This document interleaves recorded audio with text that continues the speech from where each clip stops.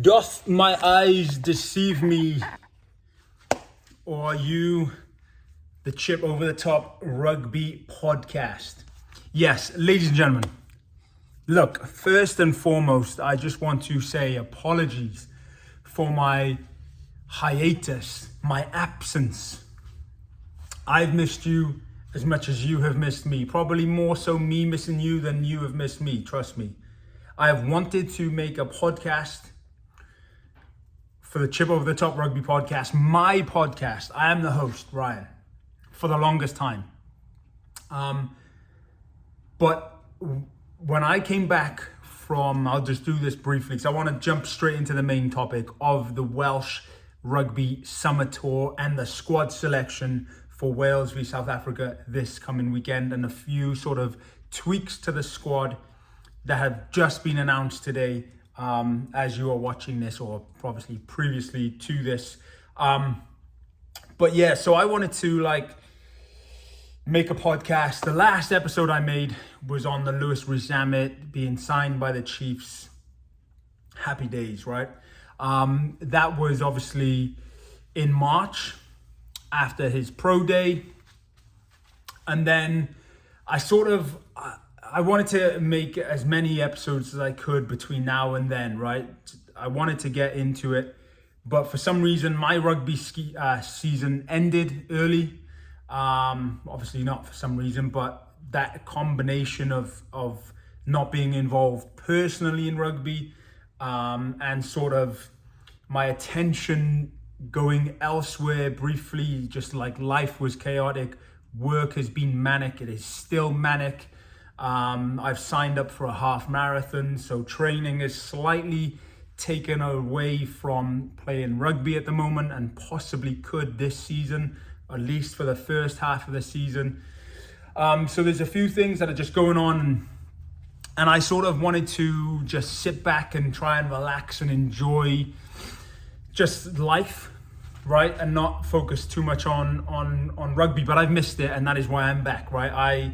For the first time since moving to America, I was able to sit down and watch Judgment Day, like both games, which were fantastic. I thought it was really good. I did, obviously I preferred the Cardiff Ospreys game. It had a bit more riding on it. But the Dragons Scarlets game was good, obviously, despite Scarlets winning. I would have liked to see the Dragons win that, but hey ho, there we go.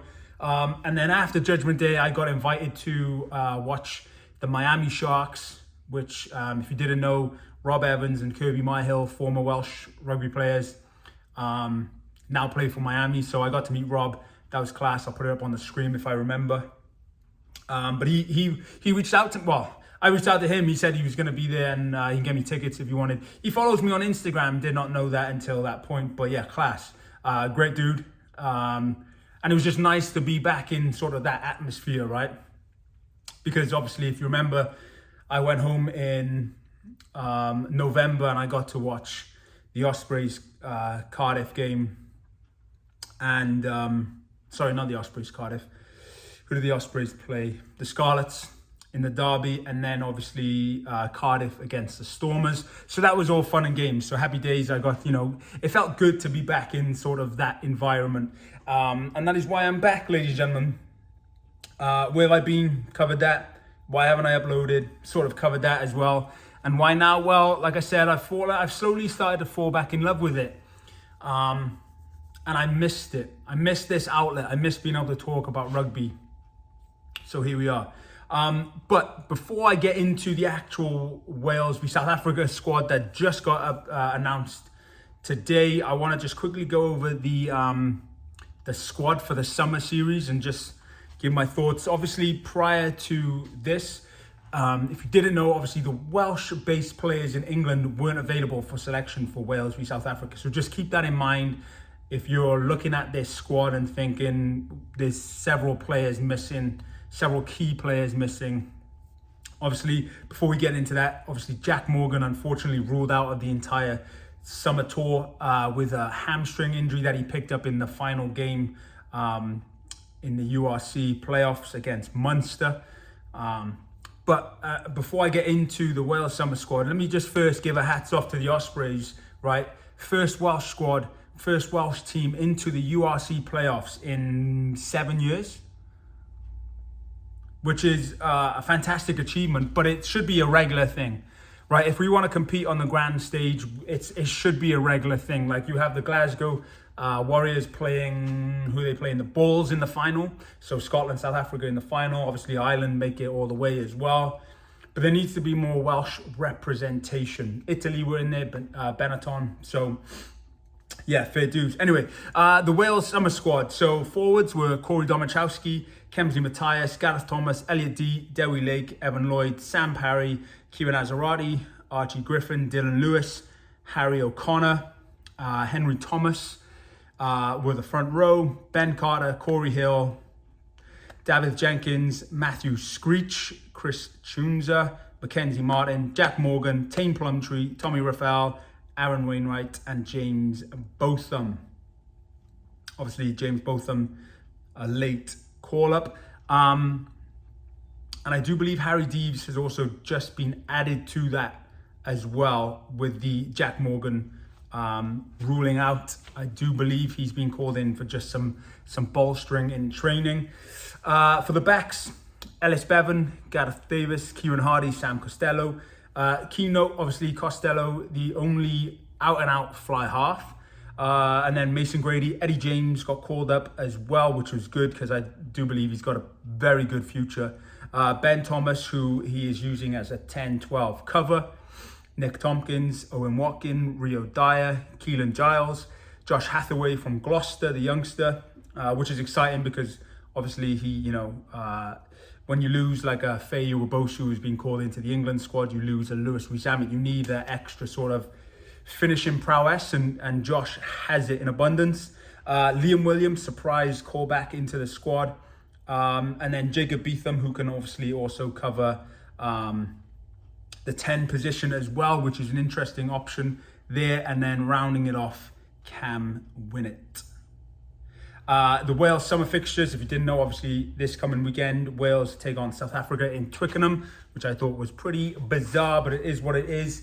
And then 2 tests against Australia on the 6th of July and the 13th of July. And then rounding off the summer series against the Queensland Reds, which will be an interesting summer tour for sure. I'm not sure if I'll be going home again this year. If I am, I'm going to try and time it around Wales v South Africa in November. So there's a bit more of a full strength Welsh team. Because obviously, like I said, now we know the England-based players aren't available for this fixture. So when I announce the Welsh team, you will see a few key players missing. So without further ado, I'm going to do the Welsh team first and then South Africa. I'm going to probably butcher some of the South African names, so I do apologise on that. But Cam Winnett, Liam Williams. Actually, let's go back. Let's just do from front row back, because I hate how BBC Online does it. And Wales Online sometimes as well. But there we go. So Gareth Thomas, loose head prop. Dewi Lake, hooker. Henry Thomas at tight head. I don't know why I was going outside there. Tight head. You can tell I'm rusty here, folks. Matthew Screech and Ben Carter. Interesting second row combo. Obviously, you would like to see Dav Jenkins, Chris Chizunza in there maybe. But again, English-based players not available for this fixture as it falls outside the international window, which is so frustrating. Tane Plumtree, obviously into the squad. You would probably have seen Jack Morgan there if he was fit and healthy, but obviously that's not the case. James Botham and Aaron Wainwright. In the backs, Ellis Bevan, Sam Costello, Rio Dyer, Mason Grady, Owen Watkin, Liam Williams on the wing. Interesting there. And Cam Winnett. You would probably have liked to see maybe Keelan Giles on the wing, you select him for a reason. Why not just give him a shot? I suppose you do want that experience back there as well with Liam Williams. Even though he hasn't played, he wasn't involved in the Six Nations. He's been applying his trade in Japan. He's an out-and-out world-class player on his day. So yeah, that is the 1 to 15 replacements. Evan Lloyd, Kemsley Matthias, Kieran Azarati, James Ratty, Mackenzie Martin, backs, Gareth Davis, Eddie James, and Jacob Beetham to cover sort of 10 and be a utility player there as well. It'd be interesting to see if, you know, if he moves Liam Williams to fullback and Cam Winnett or Jacob Beetham, see how that works out, but we'll see. Let me know your thoughts on that squad below. Obviously, you look at South African team now when I mention it, and you almost think that immediately it's going to be a bloodbath, but baptism by fire, ladies and gents. So for South Africa, starting front row, Oxnage, Malcolm Marx, Vincent Koch, Eben Etzebeth, Franco Mostert, Quagga Smith, Peter Steph Dutoit, who's captain, and then Evan Roos at number 8. That is just a very experienced squad. This is a South African team that are putting down a marker from the get-go, because obviously they face Ireland this summer as well. And then obviously Faf de Klerk, Jordan Hendrickse, Mapimpi, Esterhazen, Creel, Van der Merwe, and Fassi are the backs. Replacements, Bongi Mabon Nambi, Machuni, Franz Malherb, Morat, Jason Dixon, Grant Williams, Shasha, Feinberg, Mongamezulu, probably butchered that, I do apologize, and Damien De La Ande. Just a very experienced, strong South African team going up against a very new look Wales. But hey, there is some firepower in that Welsh squad. Mason Grady, Cam Winnett, Rio Dyer if he gets space. But it's going to be physical up front. I do think South Africa is obviously going to win on paper, looking at that team. But it is what it is. We know where we're at. So yeah, I just wanted to give sort of my thoughts on the squad, give it out there, let you see it, and let you know just first and foremost where I'd been, because it has been a few months. Like I said, I've been busy, work's been busy. I sort of lost the mojo a little bit once my season ended early. Then I switched focus to sort of a half marathon training and just training in general, and just work's been busy. And so usually my setup would be I'd twice a week come out here where I'm at right now in this giant workshop, and just I'd pre-plan what I was going to say with my notes, and I would just go at it, right? But if work's busy and I'm not in the office or I'm doing other things, then my focus sort of has to be on that. And I regret not making this sooner, but hey, here we are. Wales v South Africa this weekend. Wales go on tour, in Australia, 3 test matches, 2 against Australia, 1 against the Queensland Reds.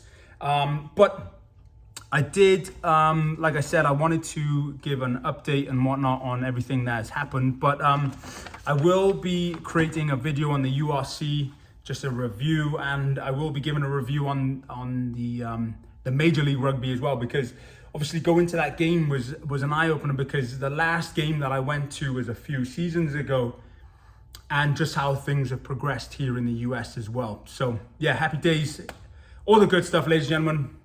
Give this video a thumbs up. Subscribe if you are new here. If you're a returning subscriber and you've wondered where I've been, well, now you know. Hopefully that answered your questions. If you do have any questions just on life in general, or on rugby, or if you want to get my thoughts on sort of the Wales summer squad and what have you, then let me know. One of my favorite animals has just appeared randomly. The good old groundhog, ladies and gentlemen, in America. They are absolutely hilarious animals. Just popped over the field over here. I do have one more thing, actually. So here's a thought. Let me know your thoughts below. Do you think the cap rule should apply during the summer series? Personally, I don't think so. You see, because here's the dilemma that Gatland has. He wants a big physical 10, right? Currently in Wales, we are lacking those. You look at the Ospreys, they have Dan Edwards, right?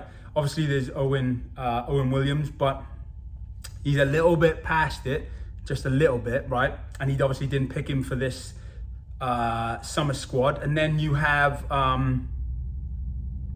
Ben Thomas, who does play 12, so he's a little bit bigger than Costello, and then obviously Beetham as well, but they're not like out and out 10s, even though they've played there before, and he wants to sort of form one of them into a Dan Bigger role, like a defensive 10 and just an attacking 10 with a big body, right? So if you remove the test cap for the summer squad and the summer features, but they are capped, you bring someone in like Joe Hawkins. This is four caps right here. And, you know, you can still bring him into the squad. You can still get him sort of up to par with how you want him to play. Yeah, just a thought. Let me know your thoughts below. Like I said, Diolch Yn Fawr, ladies and gentlemen. Thank you very much for watching. I do appreciate that it has been a little bit of a while and a hiatus. So thank you for bearing with me on that. All the good stuff. Thumb up, subscribe for more. Diolch Yn Fawr.